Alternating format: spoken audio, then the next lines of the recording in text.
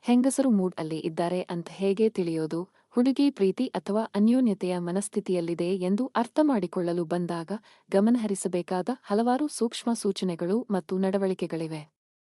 ಪ್ರತಿಯೊಬ್ಬರೂ ಅನನ್ಯರಾಗಿದ್ದಾರೆ ಎಂಬುದನ್ನು ನೆನಪಿನಲ್ಲಿಡಿ ಮತ್ತು ಈ ಚಿಹ್ನೆಗಳು ವ್ಯಕ್ತಿಯಿಂದ ವ್ಯಕ್ತಿಗೆ ಬದಲಾಗಬಹುದು.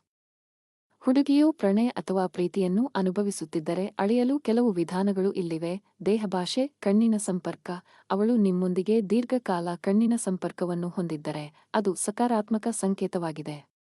ಹಿಗ್ಗಿದ ವಿದ್ಯಾರ್ಥಿಗಳು ಸಹ ಆಕರ್ಷಣೆಯನ್ನು ಸೂಚಿಸಬಹುದು. ನಗುವುದು ಮತ್ತು ನಾಚಿಕೆಪಡುವುದು. ಪದೇ ಪದೇ ನಗುವುದು ಮತ್ತು ನಾಚಿಕೆಪಡುವುದು ಸಕಾರಾತ್ಮಕ ಭಾವನೆಗಳ ಸಂಕೇತಗಳಾಗಿವೆ. ಸಾಮೀಪ್ಯ.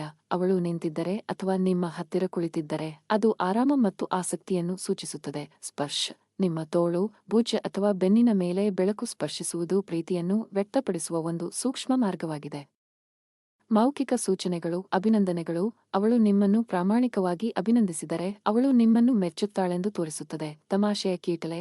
ಲಘುವಾದ ಕೀಟಲೆ ಅಥವಾ ತಮಾಷೆಯ ಹಾಸ್ಯವು ಮಿಡಿತನವನ್ನು ಸೂಚಿಸುತ್ತದೆ. ಭಾವನೆಗಳ ಬಗ್ಗೆ ಮಾತನಾಡುವುದು. ಅವಳು ತನ್ನ ಭಾವನೆಗಳು, ಕನಸುಗಳು ಅಥವಾ ವೈಯಕ್ತಿಕ ಅನುಭವಗಳ ಬಗ್ಗೆ ತೆರೆದುಕೊಂಡರೆ ಅವಳು ಸಂಪರ್ಕದಲ್ಲಿರಬಹುದು. ಭಾವನಾತ್ಮಕ ಸಂಕೇತಗಳು. ಸಕಾರಾತ್ಮಕ ಮನಸ್ಥಿತಿ. ಅವಳ ಒಟ್ಟಾರೆ ಮನಸ್ಥಿತಿಗೆ ಗಮನ ಕೊಡಿ. ಸಂತೋಷದ ಮತ್ತು ಶಾಂತವಾದ ನಡವಳಿಕೆಯು ಸ್ವೀಕಾರಾರ್ಹತೆಯನ್ನು ಸೂಚಿಸುತ್ತದೆ. ನಿಮ್ಮ ಜೀವನದಲ್ಲಿ ಆಸಕ್ತಿ. ಅವರು ನಿಮ್ಮ ದಿನ, ಆಸಕ್ತಿಗಳು ಅಥವಾ ಭವಿಷ್ಯದ ಯೋಜನೆಗಳ ಬಗ್ಗೆ ಕೇಳಿದರೆ ಅವರು ಆಳವಾದ ಸಂಪರ್ಕವನ್ನು ನಿರ್ಮಿಸಲು ಆಸಕ್ತಿ ಹೊಂದಿರುತ್ತಾರೆ. ಆಮಂತ್ರಣಗಳು. ಅವರು ನಿಮ್ಮನ್ನು ಒಟ್ಟಿಗೆ ಸಮಯ ಕಳೆಯಲು ಆಹ್ವಾನಿಸಿದರೆ ಅವರು ಆಸಕ್ತಿ ಹೊಂದಿರುತ್ತಾರೆ. ನಿಕಟ ಕ್ಷಣಗಳನ್ನು ರಚಿಸುವುದು. ಹಂಚಿದ ಚಟುವಟಿಕೆಗಳು. ಚಲನಚಿತ್ರವನ್ನು ವೀಕ್ಷಿಸುವುದು, ಒಟ್ಟಿಗೆ ಅಡುಗೆ ಮಾಡುವುದು ಅಥವಾ ವಾಕಿಂಗ್ಗೆ ಹೋಗುವುದು ಮುಂತಾದ ಚಟುವಟಿಕೆಗಳನ್ನು ಸೂಚಿಸುವುದು ಬಂಧದ ಕ್ಷಣಗಳನ್ನು ರಚಿಸಬಹುದು.